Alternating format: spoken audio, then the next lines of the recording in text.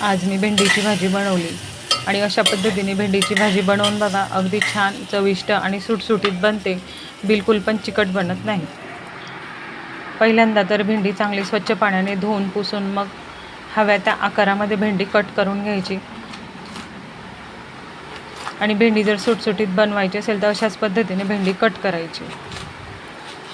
भेंडी कट झाल्यावर कढईमध्ये किंवा पॅनमध्ये आपल्याला लागेल तेवढं तेल घ्यायचं, जिरा आणि मोहरीची फोडणी घालायची, लसूण, हिरवी मिरची ज्या पद्धतीने आवडत असेल तितक्या प्रमाणात घालायची आणि थोडंसं शिजल्यानंतर मग घालायचं महत्त्वाचं इन्ग्रेडियंट म्हणजे बेसनाचं पीठ आणि मग घालायचं टोमॅटो आणि बेसनाच्या पिठाचा सुगंध आल्यावर मग कापलेली भेंडी घालायची।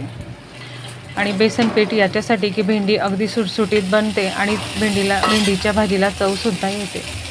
आणि त्यानंतर भेंडी बऱ्यापैकी शिजल्यानंतर हिरवीगार कोथिंबीर ॲड करायची आणि मग भाजलेल्या शेंगदाण्याचे कूट पोह्यांचे 2 चमचे ॲड करायचे। अशा पद्धतीने प्रिपेअर झाली भेंडीची भाजी। आवडल्यास लाईक, शेअर आणि सबस्क्राईब। सगळ्यांना श्री स्वामी समर्थ। बाय।